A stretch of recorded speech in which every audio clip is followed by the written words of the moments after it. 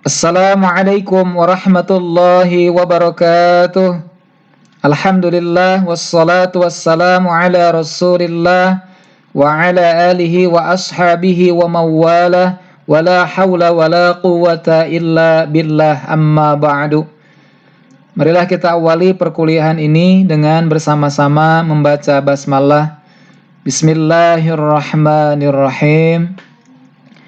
Perkuliahan kita pada hari ini akan membahas tentang subbarisan dan kombinasi barisan. Sebagaimana dalam himpunan, kita mengenal ada subhimpunan atau subset, maka begitu pula dalam hal barisan. Kita juga mengenal dengan adanya subbarisan atau subsequences. Sebuah subbarisan dari sebuah barisan adalah pemilihan dari suku-suku barisan yang diberikan sedemikian sehingga pemilihan suku itu membentuk sebuah barisan yang baru. Jadi kalau ada sebuah barisan, maka bagian dari barisan itu ketika diambil membentuk barisan yang baru, itu adalah sebagai subbarisan. Adapun kombinasi barisan atau operasi dari beberapa barisan adalah berlaku bagi yang konvergen barisannya, atau barisan tersebut mempunyai limit, nilai limitnya. Maka hal itu berkaitan dengan sifat-sifat barisan yang sebelumnya kita telah fahami. Ketika berbicara subbarisan ini, maka kita coba untuk mengaitkan dalam kehidupan sehari-hari kita. Misalnya adalah dalam barisan ketika sholat berjamaah di masjid. Mungkin di beberapa masjid kita melihat batas antara shaf atau barisan pertama dengan shaf barisan berikutnya, maka kita suka ada tulisan as-shaf ya, atau shaf saja, barisan. Maka ketika kita mengambil dalam barisan sholat berjamaah beberapa sub barisannya, misalkan ada barisan laki-laki dewasa yang pada posisi barisan paling depan, kemudian ada barisan anak-anak laki-laki, yaitu posisi di belakang barisan laki-laki dewasa, dan seterusnya sampai ada barisan perempuan. Maka disinilah ketika kita ambil di antara bagian dalam barisan sholat berjamaah di suatu masjid, itulah kita fahami sebagai subbarisan. Ya, jadi kita bisa mengambil bagian dari barisan tersebut, misalkan barisan laki-lakinya saja atau barisan perempuannya saja, maka itu adalah termasuk dalam pengertian subbarisan dalam kehidupan kita. Nah, adapun terkait dengan hikmah yang terkandung di dalam sholat berjamaah, maka kita harus pahami di dalam Islam, agama ini tidak hanya memikirkan dalam hal yang bersifat individual atau yang sifatnya adalah pribadi, hubungannya dengan Allah semata. Tapi justru ajaran Islam merupakan agama kesatupaduan jamaah dalam umat yang berkiblat satu, bahkan berjasad yang satu. Islam menganjurkan kepada umatnya untuk saling mengenal, ta'aruf. Kemudian dilanjutkan dengan tafahum, saling memahami, ta'awun, saling membantu, bekerja sama, dan bahkan saling melengkapi kekurangan masing-masing. Dalam hal ini disebut dengan takaful, sesama muslim. Maka untuk mengimplementasikan nilai-nilai tersebut, sholat jamaah dijadikan sebagai salah satu rujukan bagi umat Islam. Maka setidaknya mari kita coba untuk memaknai hikmah-hikmah di balik sholat berjamaah. Yang pertama adalah persatuan umat. Allah Subhanahu wa ta'ala menginginkan umat Islam menjadi umat yang satu. Sebab Tuhannya adalah satu, yaitu Allah Azza wa Jalla. Syariatnya satu, tujuannya juga satu. Dalam hal ini Allah berfirman dalam Al-Quran surah Al-Anbiya ayat yang ke-92. A'udzu billahi minasyaitonir rajim. Inna hadhihi ummatukum ummatan wahidah wa ana rabbukum fa'budun. Kata Allah, sesungguhnya agama tauhid ini adalah agama kamu semua. Agama yang satu, umat yang satu. Wa ana rabbukum, dan aku adalah Tuhanmu. Fa'budun, maka sembahlah aku. Ayat ini menjelaskan bahwa Allah mensyariatkan untuk hamba-hambanya agar menjadi satu, persatuan umat. Umat Islam dalam sholat berjamaah sehari semalam 5 kali, berkumpul di masjid, bertemu 5 kali sehari tidak diragukan lagi, maka ini akan bisa menambah ikatan persatuan di dalam keumatan ketika dilakukan secara terus-menerus. Maka sholat jamaah adalah pemakluman kekuatan umat Islam dan bukti atas berpegang teguhnya kepada tali agama Allah, kuatnya persatuan mereka dan lenyapnya perpecahan dan perselisihan. Wa'tasimu bihablillahi jami'a wa la tafarraqu. Itu adalah hikmah dari sholat yang berjamaah. Yang pertama adalah pesan atau hikmah persatuan.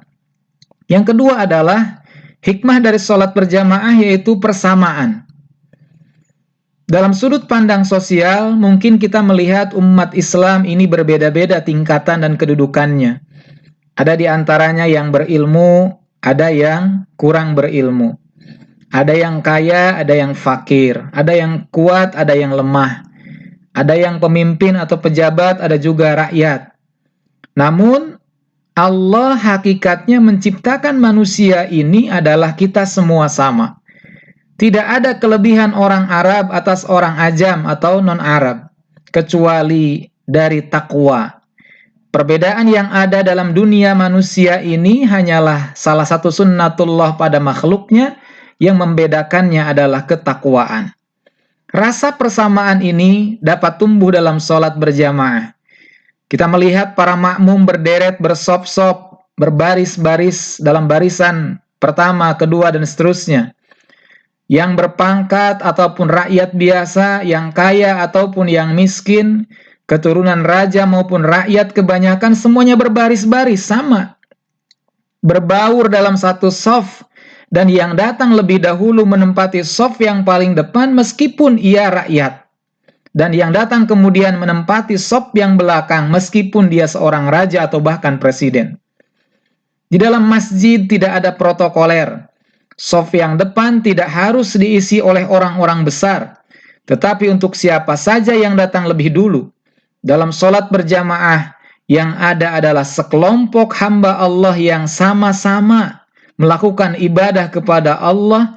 Predikat keduniawian tidak dapat dibawa, sebab dalam sholat jamaah tidak ada orang yang merasa kurang terhormat meskipun seorang bangsawan yang sholat pada shaf yang paling belakang. Itu adalah hikmah persamaan di dalam sholat berjamaah. Kemudian yang ketiga adalah hikmah dari sholat berjamaah, yaitu kebebasan. Rasa kebebasan dapat terlatih dalam sholat berjamaah. Karena dalam mengerjakan sholat ini secara berjamaah, secara kolektif, anggota jamaah merasa bebas sholat di masjid. Bebas dari tradisi-tradisi yang berlawanan dengan ajaran ibadah. Kebebasan hati nurani adalah puncak kebebasan yang dimiliki oleh manusia.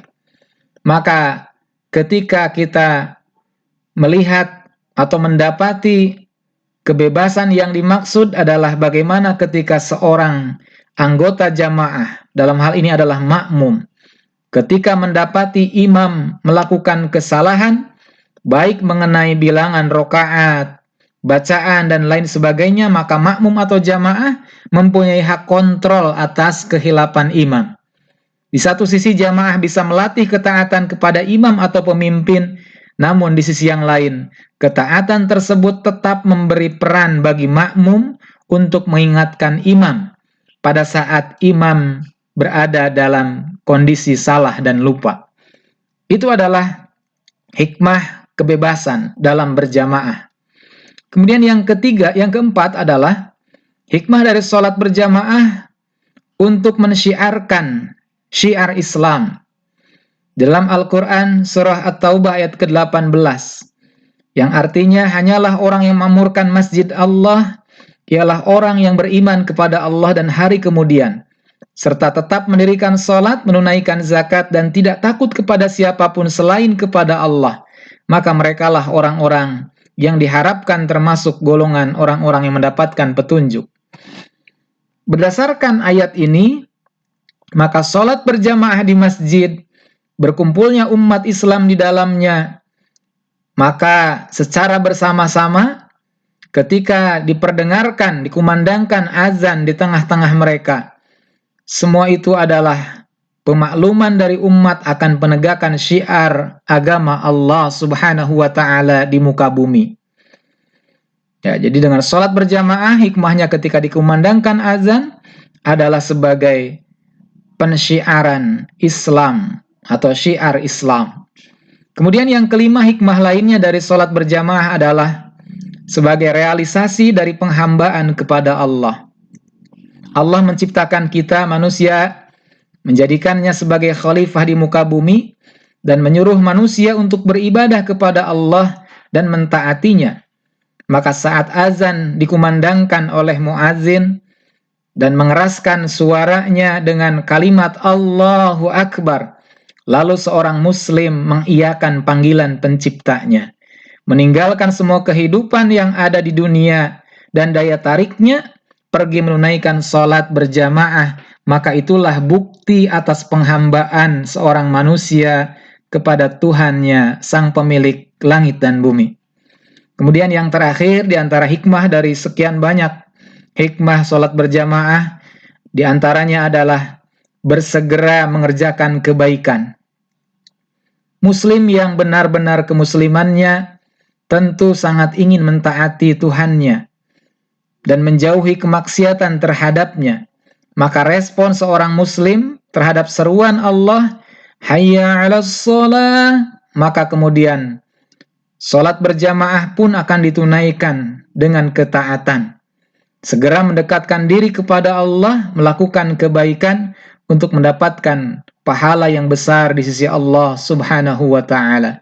Itulah di antara contoh dalam kehidupan sehari-hari kita yang terkait dengan subbarisan pada saat kita melihat dalam kegiatan atau pelaksanaan sholat berjamaah di masjid, kita mendapati ada shaf yang pertama, shaf yang kedua, dan seterusnya.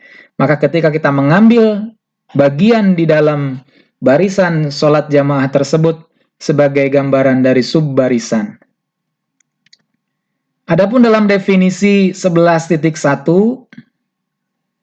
terkait dengan subbarisan, misalkan ada sebuah barisan, kita sebut barisan X, ya, notasinya adalah boleh dengan huruf kapital atau boleh menggunakan notasi lain, ya, yaitu dalam bentuk dalam kurung XN, ya, ini sebagai lambang barisan. XN adalah sebuah barisan di himpunan bilangan real R dan N1 kurang dari N2 kurang dari N3 dan seterusnya, kurang dari NK, kurang dari NK plus 1, kurang dari NK plus 2, dan seterusnya, adalah barisan bilangan asli N yang naik murni, ya, jadi tidak mengalami sama atau turun, naiknya naik murni, strictly jadi posisinya adalah tetap naik gitu,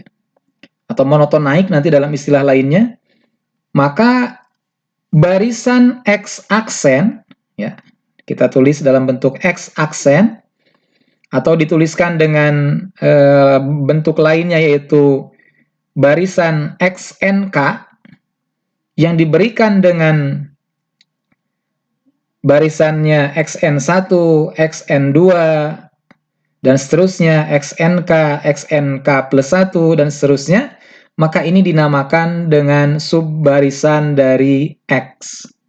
Ya, tadi dengan kita memahami pengertian sederhananya, dalam sebuah barisan, yang mana barisannya itu adalah memenuhi urutan barisan pertama, kemudian barisan kedua, N1 kurang dari N2, dan seterusnya, maka ketika barisan itu kita ambil di antaranya atau bagiannya, maka dinamakan dengan subbarisan dari X.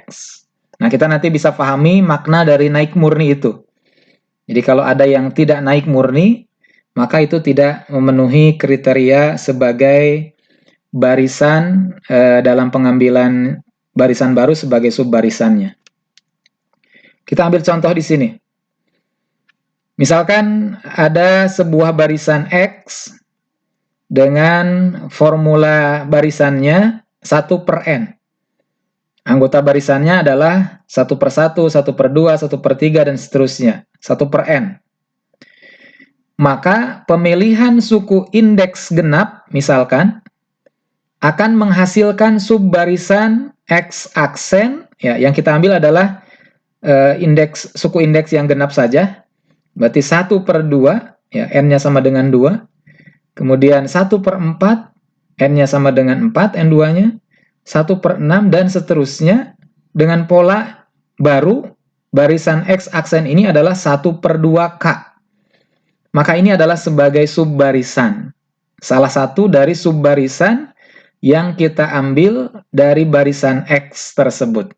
Di mana kita tahu di sini N1-nya adalah 2, ya, N2-nya adalah 4, ya, mungkin kalau bahasa kita sebelumnya dipahami, suku ke-1 berarti kan di posisi 1/2, maka N1-nya adalah bernilai 2. Ya, jadi N yang dimaksud adalah di posisi suku yang pertama. Kemudian suku yang keduanya untuk N-nya adalah 4, dan NK-nya adalah 2K. Ya, jadi kalau tadi kan barisan aslinya kan 1/n. Ya, jadi N1 adalah 1, N2-nya adalah 2, N3-nya adalah 3. Tapi kalau untuk X aksennya, kita mengambil hanya bagiannya, yaitu yang suku berindeks genap. Maka ini adalah sebagai contoh subbarisan yang kita ambil dari barisan X tersebut. Atau juga kita bisa mengambil subbarisan yang lain dari X barisan 1/n tersebut. Di antara yang lainnya adalah kita mengambilnya yang ganjil, indeks ganjil sukunya. Maka ada 1/1, 1/3, 1/5, dan seterusnya 1/2K-1 polanya. Ini juga termasuk subbarisan. Ya, karena posisi N1 memenuhi kurang dari N2, kurang dari N3, dan seterusnya. Ya, ini adalah subbarisan yang kedua. Dari barisan yang sama, yaitu barisan X 1/n. Kemudian juga bisa mengambil dalam subbarisan yang lain, yaitu misal 1/2 faktorial. Ya, berarti 1 kali 2, 1/2. Kemudian 1/4 faktorial. 1 kali 2 kali 3 kali 4.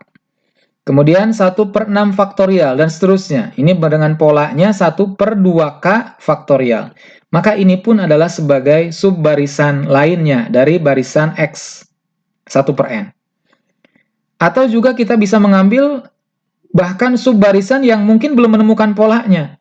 Yang penting memenuhi urutannya adalah terus naik murni, 1/4, 1/5, 1/6, dan seterusnya. Maka inilah yang disebut dengan subbarisan dari barisan X dengan rumus barisannya 1/n. Ya. Nah, ini adalah contoh yang termasuk subbarisan dari barisan X dengan pola 1/n. Dan masih banyak contoh yang bisa kita ambil. Jadi ketika kita mempunyai sebuah barisan, maka kita bisa mengambil banyak subbarisan yang kita bisa tentukan dari barisan tersebut. Nah, ini sebagai pembandingnya, di antara barisan berikut bukan subbarisan dari barisan X yang didefinisikan sebagai 1/n. Ya, kita melihat di sini ada 1/2, 1/1, 1/4, 1/3, 1/6, 1/5. Ini bukan subbarisan. Mengapa? Karena di sini urutan N1 yaitu 2, N2-nya adalah 1. Ya, berarti di posisi ini tidak memenuhi N1 kurang dari N2. Karena N1-nya 2, N2-nya adalah 1.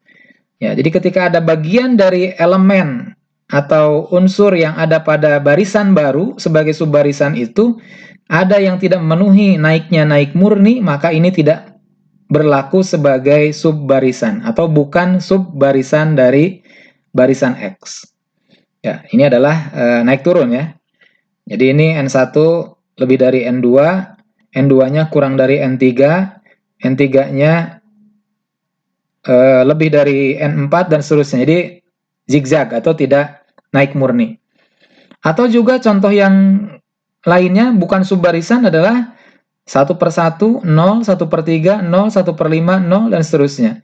Maka ini juga subbarisan. Bukan subbarisan, karena di dalam barisan tersebut tidak ada anggotanya yaitu 0. Meskipun kita melihat 1/1, 1/3-nya adalah naik murni. Tapi ada bagian elemen yang tidak terdapat dalam barisan X tersebut, maka ini pun bukan subbarisan. Atau juga kita mengambil contoh lain yang bukan subbarisan dari X adalah 1/2, 1/3, 1/2, 1/4, 1/5. Satu saja yang tidak memenuhi naik murni, maka ini yang disebut dengan bukan subbarisan. Kita melihat di sini adalah yang N2-nya kurang dari N1, yaitu N2-nya sama dengan 2, sedangkan N1-nya sama dengan 3. Nah, jadi urutan dari setiap perubahan sukunya juga harus memenuhi naik murni. Itulah yang disebut dengan subbarisan menurut definisi 11.1. Ya, insya Allah dipahami. Kemudian kita lanjut ke teorema 11.2. Jika sebuah barisan X, atau kita tulis dengan barisan Xn, konvergen ke limitnya yaitu X, elemen R tentunya, maka setiap subbarisannya yaitu X aksen atau barisan XNK dari X juga konvergen ke X yang sama. Ya, jadi kalau kita mempunyai sebuah barisan yang konvergen ke nilai limitnya yaitu X elemen R, maka ketika kita ambil subbarisannya dari barisan tersebut, X aksennya, maka dengan subbarisan yang berbeda-beda yang kita ambil, ketika itu akan sama konvergen ke nilai X. Ya, jadi meskipun nanti subbarisannya ada beberapa kita ambil dari sebuah barisan yang konvergen ke X, maka setiap subbarisannya akan konvergen juga ke nilai X yang sama. Itu teoremanya. Pembuktiannya adalah ambil epsilon positif sebarang. Menurut definisi tentang barisan konvergen pada materi sebelumnya, dalam definisi barisan konvergen, maka kita bisa definisikan barisan Xn konvergen ke X, ya ini tulisan barisan Xn konvergen ke X dibacanya, maka menurut definisinya terdapat K epsilon elemen N sedemikian sehingga untuk setiap N lebih dari atau sama dengan K epsilon berlaku nilai mutlak dari Xn min X, ya ini barisannya, min limitnya adalah memenuhi kurang dari epsilon. Nah, ini adalah definisi yang kita pahami sebelumnya terkait dengan barisan yang konvergen. Maka kita bisa menggunakan analisisnya Karena menurut definisi yang tadi kita fahami dalam subbarisan, N1 kurang dari N2 kurang dari N3 dan seterusnya, kurang dari NK, kurang dari NK plus 1 dan seterusnya, atau dalam bahasa lain disebutnya tadi barisan bilangan asli N naik murni, maka dengan induksi kita bisa mendapatkan bahwa NK, ya, yang ada di posisi NK ketika kita mengambil, akan hubungannya dengan K lebih besar dari atau sama dengan K. Ya, jadi NK pasti akan selalu lebih besar dari atau sama dengan nilai K. Ya, karena K itu adalah menjadi bagian yang kita ambil sebagai subbarisan dari sebuah barisan yang tadinya berpola dengan N. Elemen N, elemen bilangan asli. Nah, oleh karena itu, jika K lebih dari atau sama dengan K epsilon, maka kita juga mempunyai, tadi di awal kita sudah menyebutkan, NK itu lebih dari atau sama dengan K, dan kemudian K-nya lebih dari atau sama dengan K epsilon. Nah, sehingga akan memenuhi XNK, nah ini XNK. Ya, kalau di sini kan Xn diambilnya dari perbandingan N dengan K epsilon. Xn. Maka kalau di sini ada pertidaksamaan dalam bentuknya NK lebih dari atau sama dengan K epsilon, berarti bisa kita tuliskan dalam definisi dari barisan konvergen adalah nilai mutlak dari XNK, ya, yang dari sini, min X akan kurang dari epsilon. Hal ini adalah terbukti bahwa barisan XNK konvergen ke X. Nah, ini konvergen ke X yang sama dengan barisannya. Nah, itu adalah pembuktian dari teorema bahwa suatu barisan yang konvergen ke nilai limitnya X elemen R, maka subbarisan yang kita ambil, setiap subbarisannya juga akan konvergen ke X yang sama. Meskipun subbarisannya berbeda-beda. Kemudian teorema berikutnya yaitu teorema 11.3, ini yang kita pahami sebagai kombinasi dari barisan. Mungkin kita ingat lagi materi sebelumnya di materi barisan tentang sifat barisan. Bahwa kalau waktu itu kita pahami di sifat barisan, kalau ada dua barisan, misalkan X dan Y, maka dijumlahkan atau operasi penjumlahannya maka adalah dengan mengoperasikan elemen dari barisan-barisan tersebut yang seletak. Yang seletak. Jadi kalau ada X1 dengan Y1, X2 dengan Y2 dan seterusnya. Itu untuk sifat barisan. Adapun kombinasi barisan ada dua pernyataan. Yang pertama, jika barisan Xn atau barisan X dan Y atau barisan Yn adalah barisan di R konvergen masing-masing, yaitu Xn konvergen ke X dan barisan Y-nya konvergen ke Y, maka berlaku kombinasi dari X plus Y, X min Y, dan X dot Y. Masing-masing akan konvergen ke elemen yang sama. Jadi, barisan X plus Y akan konvergen ke limit X plus Y. Barisan X min Y juga akan konvergen ke X min Y. Ini limitnya. Ya, ini elemen R nantinya. Kemudian juga untuk perkalian barisan X dengan Y akan konvergen ke limit X, Y. Nah, jadi nanti penulisannya tolong diperhatikan antara menggunakan huruf kapital sebagai notasi barisan dan huruf kecil atau bukan kapital sebagai penulisan dari limit, ya. Meskipun kalau dalam penulisan tulis tangan kadang suka sama, ya, atau samar. Nah, kemudian pernyataan yang kedua, khusus untuk pembagian, nah ini punya syarat khusus. Jika barisan X atau barisan Xn konvergen ke X dan barisan B atau barisan Bn adalah barisan yang tak nol, ya, syaratnya kalau untuk pembagian harus barisan pembaginya atau penyebutnya adalah tak nol. Konvergen ke B, jadi syaratnya sama, harus konvergen dengan syarat B-nya tak nol, elemen B-nya atau limitnya, maka barisan X dibagi dengan barisan B akan konvergen ke limit X per B. Nah, ini secara kombinasi sebenarnya sama, mau operasi tambah, kurang, kali, atau bagi. Hanya kenapa dibedakan? Ini kekhususan bahwa untuk pembagian dalam kombinasinya harus ada syarat yang terpenuhi, yaitu pembaginya selain konvergen juga konvergennya adalah tak nol. Dan elemennya juga tidak ada yang elemen nol. Nah, itu adalah persyaratan sebagaimana pada sifat barisan yang kita pahami sebelumnya. Nah, pembuktiannya kita mulai dari pernyataan 1 untuk poin A.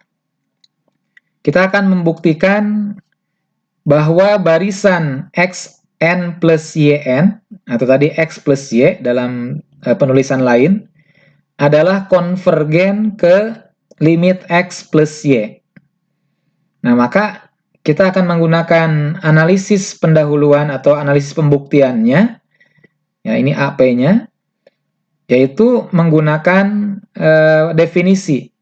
Kita kan tadi tahu bahwa definisi dari sebuah barisan konvergen itu, ini adalah barisannya, ya, xn, kalau tadi disebutkan dalam nilai mutlak xn min x, berarti konvergen ke x. Jadi ketika ini barisan dalam kombinasi xn plus yn, kemudian konvergen ke x plus y, maka menurut definisi atau dituliskannya dalam bahasa nilai mutlak, barisannya min limitnya.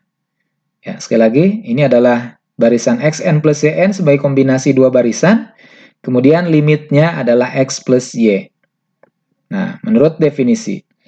Nah, maka kemudian kita bisa gunakan operasi aljabar, yaitu dengan sifat aljabar yang kita pernah pahami sebelumnya, dengan menggunakan asosiatif, pengelompokan, sebelumnya dengan komutatif, ya ditukar terlebih dahulu, maka diperoleh seperti ini. Ya, jadi bentuk ini sama aja dengan xn min x, ya, ini dikelompokkan dengan xn min x plus yn min y. Ini adalah hasil pengelompokan atau asosiatif yang kita lakukan, sifat asosiatif. Nah, selanjutnya, dengan menggunakan yang kita pahami sebelumnya, ketaksamaan segitiga, maka polanya adalah ketika dalam sebuah nilai mutlak, kemudian kita akan buat menjadi terpisah, menjadi dua nilai mutlak yang terpisah, ketika operasinya penjumlahan, maka akan berakibat tandanya menjadi kurang dari atau sama dengan. Ya, sekali lagi, ketika ada dalam sebuah nilai mutlak, kita akan ambil secara partisinya, atau kita pisahkan menjadi dua tempat nilai mutlak yang berbeda, maka hubungannya akan kurang dari atau sama dengan. Berbeda dengan perkalian.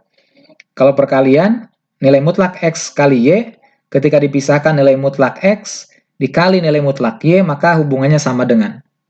Nah, ini adalah untuk yang penjumlahan. Operasi penjumlahan atau pengurangan, maka ketika terjadi pemisahan dalam nilai mutlak dari yang sebelumnya, hubungannya akan kurang dari atau sama dengan. Nanti lihat kembali teorema tentang ketaksamaan segitiga.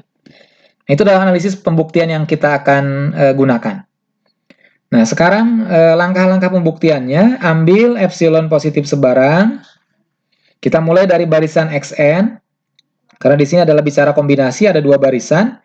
Barisan xn konvergennya ke x. Nah, tadi dalam pernyataannya barisan xn konvergen ke x. Menurut definisi, ada atau terdapat, kan tadi definisi umumnya k epsilon ya, teman, karena di sini ada dua, maka kita beri penomoran, ya, yaitu ada k epsilonnya dalam bentuk k1, elemen n atau bilangan asli, sedemikian sehingga untuk setiap n lebih dari sama dengan, kalau tadi sebelumnya kalau 1 barisan saja adalah K epsilon, maka kita beri penomoran karena ini ada 2 barisan, maka kita sebut Xn barisan ini sebagai K1.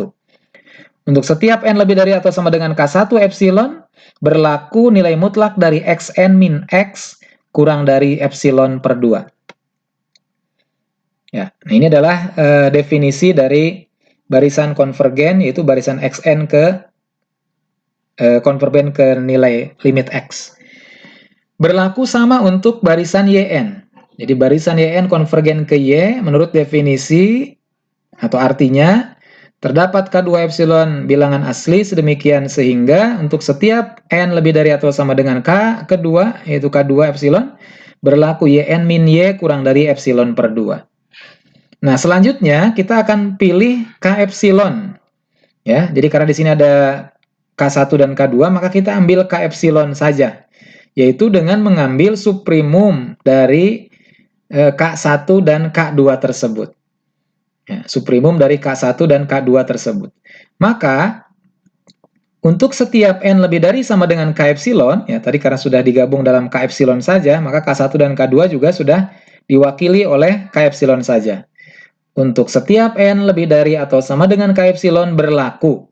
Nah, ini adalah yang tadi kita gunakan dalam analisis pembuktiannya dari atas ini. Kemudian, ya ini karena sudah dianalisis di atas, maka kita langsung mengambil yang terakhirannya saja. Ya, jadi setelah dianalisis dalam pembuktian awal. Maka ini menurut hasil analisis pembuktian tadi di atas adalah Xn min X dalam nilai mutlak plus nilai mutlak Yn min Y.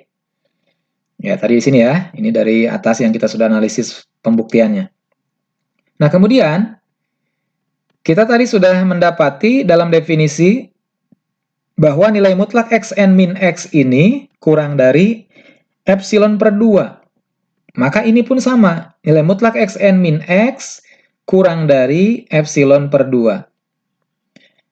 Plus nilai mutlak Yn min Y ini kurang dari epsilon per 2. Maka ini juga plus atau ditambah epsilon per 2.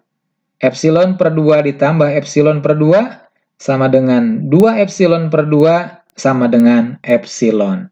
Maka kita nanti kalau difahami dengan definisinya bahwa pembuktian tadi yang kita gunakan itu kombinasi barisan Xn plus Yn adalah konvergen ke X plus Y terbukti karena tadi terpenuhi kurang dari epsilon. Sehingga karena pengambilan epsilon positif tadi sebarang berlaku untuk setiap epsilon lebih dari 0, maka dapat dikatakan atau disimpulkan bahwa barisan X plus Y konvergen ke limit X plus Y. Ini yang sesuai dengan penulisannya seperti ini. Oke, itu pembuktian dari teorema pernyataan 1 poin A. Kemudian kita lanjut untuk yang 1 poin B, yaitu untuk operasi pengurangan. Kombinasi dari 2 barisan Xn min Yn konvergen ke limit barisannya X min Y. Kita gunakan analisis pembuktiannya dengan konsep yang sama tadi. Menurut definisi nilai mutlak dari suatu barisan konvergen min limitnya. Ya, berarti ini yang kita tunjukkan kan Xn min Yn. Min X min Y sebagai limitnya. Maka kita analisis menggunakan sifat aljabar, menggunakan sifat asosiatif, sama halnya dengan yang tadi, berarti ini Xn min X, min Yn min Y. Nah, selanjutnya, menurut sifat ketaksamaan segitiga yang kita pahami sebelumnya, bahwa nilai mutlak A min B waktu itu, selalu hubungannya kurang dari sama dengan nilai mutlak A plus nilai mutlak B. Ya, meskipun di sininya operasi min. Ya, sekali lagi, waktu itu kita pernah mempelajari bahwa dalam ketaksamaan segitiga, nilai mutlak A min B hubungannya adalah kurang dari atau sama dengan nilai mutlak A plus nilai mutlak B. Maka kalau kita gunakan ketaksamaan segitiga itu akan menjadi ini.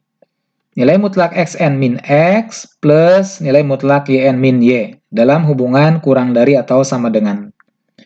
Nah, maka ini analisis yang kita akan gunakan.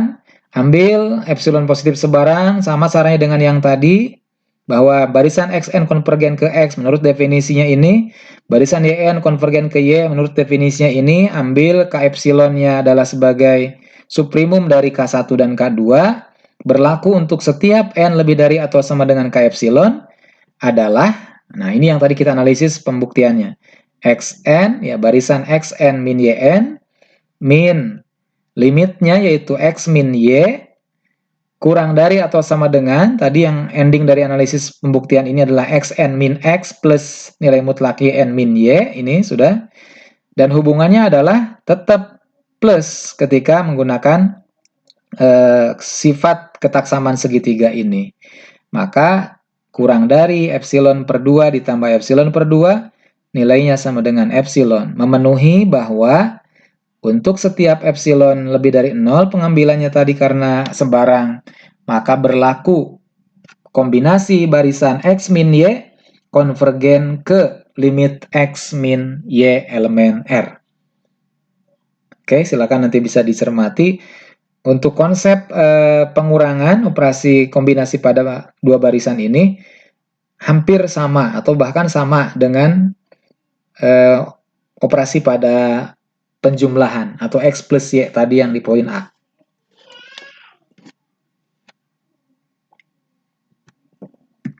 Kita lanjut untuk poin C,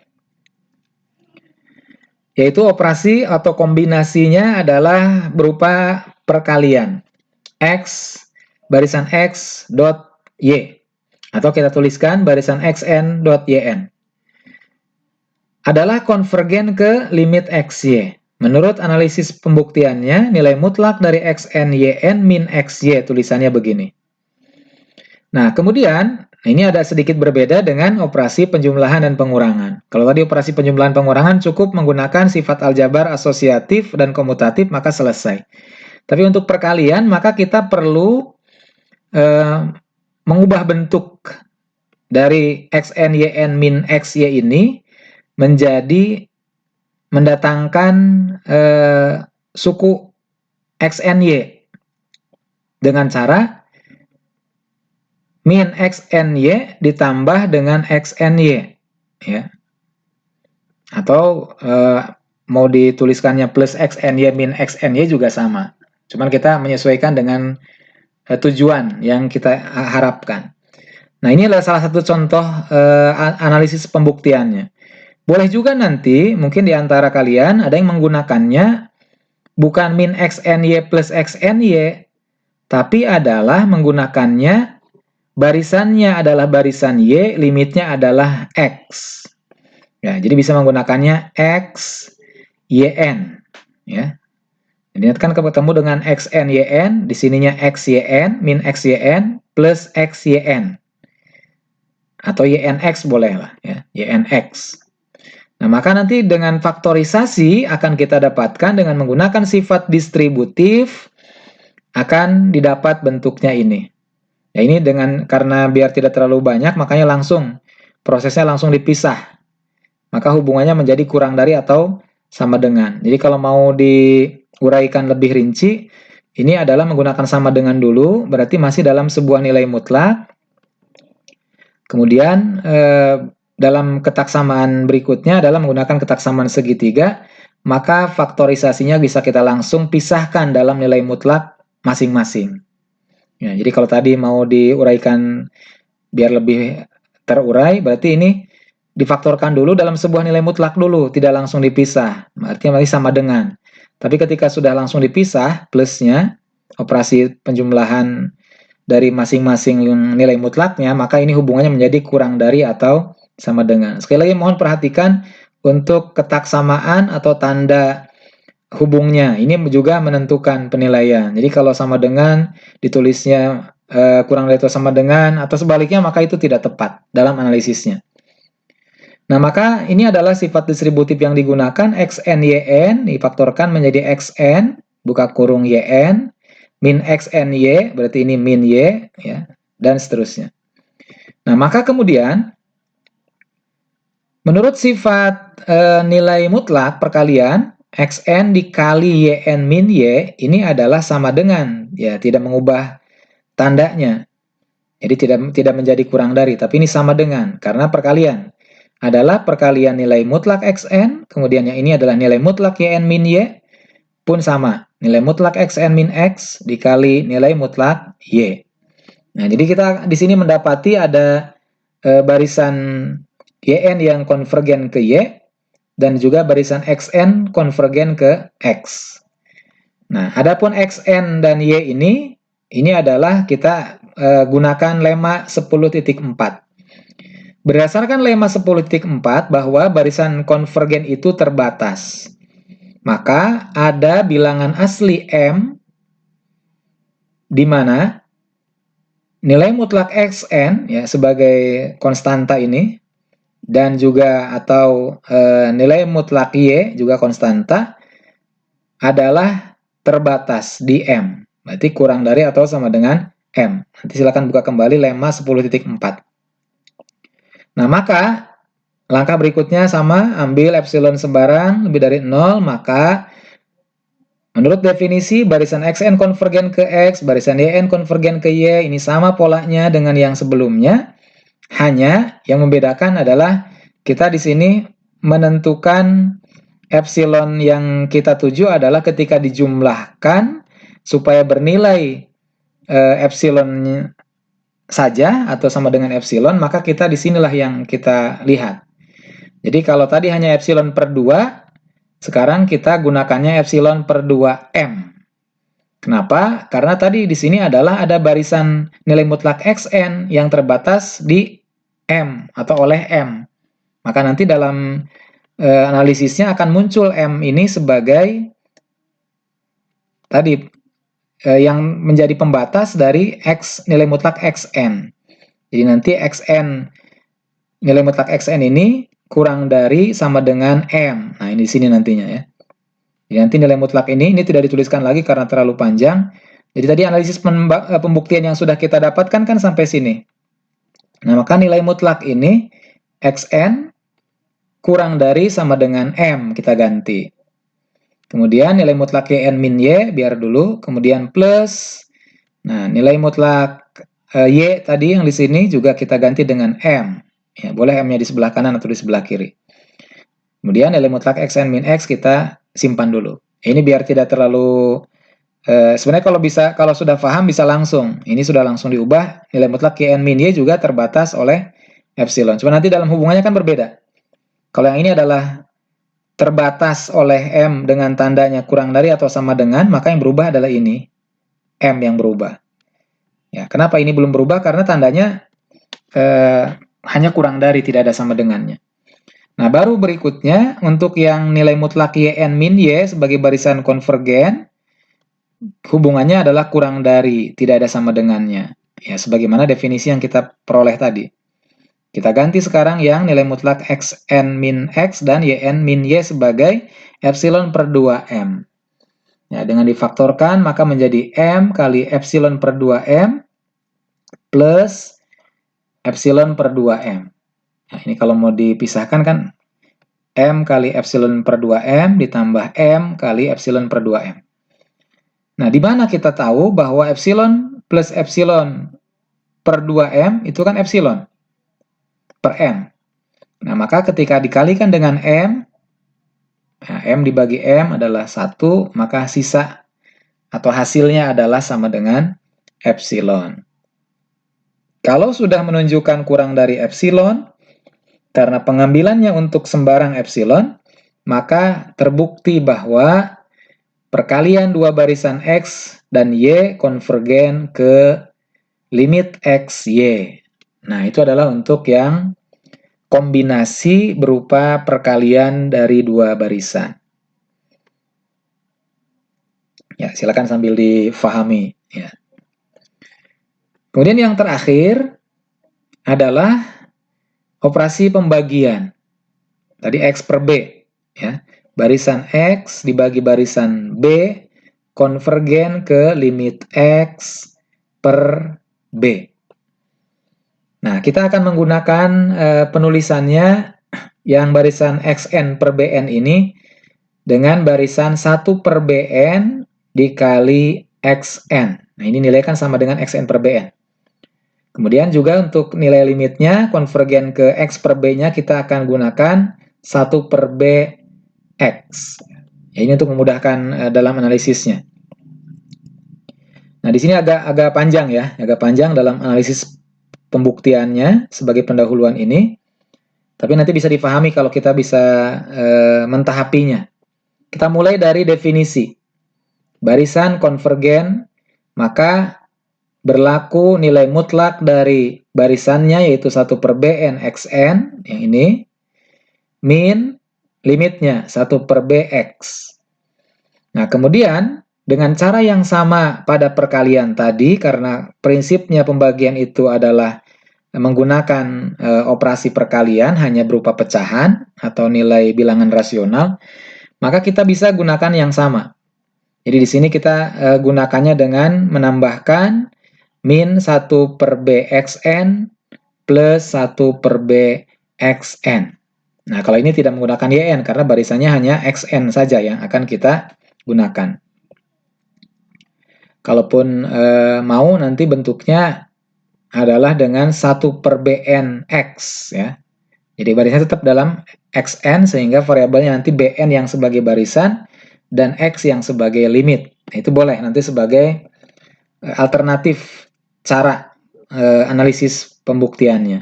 Ya, sekali lagi dalam contoh ini apa menggunakannya barisan per BN XN ini ditambahkannya dengan min 1 per BXN plus 1 per BXN. Kalau nanti kalian mau mencoba, boleh min 1 per BNX plus 1 per BNX. Ya. Nah, selanjutnya, dengan menggunakan sifat distributif, ya, ini juga tadi langsung, kalau mau tidak langsungnya berarti dalam satu nilai mutlak yang sama hanya difaktorkan dulu. Di sini kan ada yang sama di XN. Maka jadilah begini, 1 per BN min 1 per B dikali XN. Begitupun sama yang di sebelah kanannya, plus 1 per B sama-sama dikali XN min X. Ini faktorisasi atau sifat distributif yang digunakan. Ya, tapi kalau tadi menggunakan 1 per BN X, berarti jadinya 1 per BN buka kurung XN min X. Nanti gitu, jadi barisan XN min X-nya ada di sebelah sini. Dan sebaliknya yang ini, mengikuti apa yang digunakan oleh kita dalam analisisnya. Maka hubungannya ketika ini sudah langsung dipisahkan, ya, dipartisi dalam sebuah nilai mutlak masing-masing, maka kurang dari atau sama dengan. Jangan lupa ini ya, tanda ini, mengikuti perubahan dalam analisisnya. Kemudian menggunakan sifat perkalian pada nilai mutlak, maka tetap tidak mengubah. Jadi sama dengan nilai mutlak masing-masing ya, dalam perkalian. 1 per BN min 1 per B dikali nilai mutlak XN plus 1 per B nilai mutlak dikali nilai mutlak XN min X. Nah, kemudian sama dengan, ini menggunakan sifat operasi hitung aljabar pada pecahan. Ya, jadi 1 per BN min 1 per B adalah B min BN per BBN. Ya. Ini operasi aljabar ya, pada bilangan pecahan. Nilai mutlak XN tetap, 1 per B XN min X tetap. Ketika melihat ini, B min BN per BBN dalam nilai mutlak, ini bisa kita pisahkan menjadi 3 nilai mutlak. Yaitu nilai mutlak B min BN, atau kita tuliskan dengan BN min B. Ya. Kemudian nilai mutlak 1 per B, ya dari sini nih, 1 per B. Dan nilai mutlak ketiga adalah 1 per BN. Kalau ini dikalikan, maka akan membentuk B min BN per BBN. Ya, kalau yang sebelah sini tidak ada perubahan. Nah, inilah analisis pembuktian sementara. Ya, yang akan kita gunakan nanti di bagian akhir. Maka menurut pola yang sama, yaitu teorema ketika di sini ada pembatas, ada sebuah nilai mutlak yang bukan merupakan barisan konvergen, menunjukkannya barisan masing-masing, maka ada bilangan asli menurut teorema 10.4 tentang barisan konvergen itu terbatas. Kita sebut semua elemen ini, 1 per B, 1 per Bn, Xn. Nah, ini semuanya terbatas oleh M, bilangan asli. Jadi kurang dari atau sama dengan. Ambil epsilon positif sebarang, maka dengan cara yang sama barisan Xn konvergen ke X, barisan Bn konvergen ke B. Ya, kita gunakan karena di sini ada barisan Xn Bn. Maka menurut definisinya yang sudah kita pahami, kurang dari, nah jadi nanti di sini ngolahnya hanya di bagian akhirnya nih, epsilonnya. Ya, jadi kalau Xn, kenapa kita gunakannya barisan Xn itu konvergen ke X menggunakannya epsilon per 2M? Ya, di sini M-nya saja karena barisan Xn itu ini. Dia hanya ada sebuah nilai mutlak yang menyertainya, yaitu nilai mutlak 1 per B. Berarti cukup sebagai M nanti terbatas. Maka di sini muncul M per M. Epsilon per 2 tadi sebagaimana 2 barisan, maka harus ada epsilon per 2 dibagi 2 semuanya. Nah, adapun yang barisan Bn min B, maka kurang dari epsilon per 2M pangkat 3. Karena di sini ada 3 nilai mutlak yang terbatas oleh M, yaitu 1 per B, 1 per Bn, dan Xn. Maka kita gunakannya per 2M pangkat 3. Kenapa ini fleksibel bisa dirubah? Karena tidak mengubah dari epsilon lebih dari 0. Jadi boleh ini disesuaikan dengan tujuan dalam analisisnya, supaya nanti ketika digunakan sifat atau operasi berikutnya akan menghasilkan yang sesuai, yaitu sama dengan epsilon. Nah, maka posisinya tadi kita sudah punya dari analisis pembuktian awal, ini 1 per Bn Xn min 1 per Bx, ya, nilai mutlaknya kurang dari, ya kita langsung ke bagian akhir aja nih ya, kurang dari, ya kalau mau bicara lengkap, berarti sama dengan tadi operasi perkalian. Di sini awalnya kurang dari atau sama dengan, ketika mau mengubah M pangkat 3, kemudian yang nilai mutlak Bn min B-nya masih dituliskan dulu, kemudian juga sama yang ini, M di posisi nilai mutlaknya masih dituliskan dulu. Ya, tapi karena ini dianggap sudah mewakili dengan contoh atau pembuktian sebelumnya, maka kita langsung ke epsilonnya. Kurang dari, ini yang kita gunakan. 1, 2, 3, ini ininya nilai mutlaknya berarti M pangkat 3. Kemudian tadi nilai mutlak Bn min B-nya adalah kurang dari epsilon per 2 M pangkat 3. Maka ketika ini dikalikan, M pangkat 3 dibagi M pangkat 3 menjadi nilainya 1. Barulah epsilon per 2 ditambah epsilon per 2 adalah sama dengan epsilon. Jadi polanya sama. Karena berlaku untuk semua epsilon lebih dari 0, maka kombinasi dua barisan dalam pembagian barisan X dengan barisan B terbukti konvergen ke nilai limit X per B. Nah, demikian untuk teorema yang ada terkait dengan kombinasi barisan. Nah, sebagai contoh-contoh soalnya, yang pertama adalah misalkan diberikan barisan Xn yang didefinisikan oleh 2n plus 1 per n. Ini rumus barisannya. Maka kita akan menentukan limitnya atau konvergen ke berapa. Maka kita coba untuk memahami ini sebagaimana materi ketika belajar limit barisan di SMA. Yaitu barisannya kita tulis Xn sama dengan 2n plus 1 per n. Maka nanti caranya dengan membagi oleh n dari semua suku ini, suku barisannya. Maka 2n plus 1 menjadi 2n per n adalah 2 plus 1 per n. Ya, jadi ini 2 plus 1 per n. Kita misalkan barisan Y adalah 2, ini barisan pertama, dan barisan Z adalah 1 per n.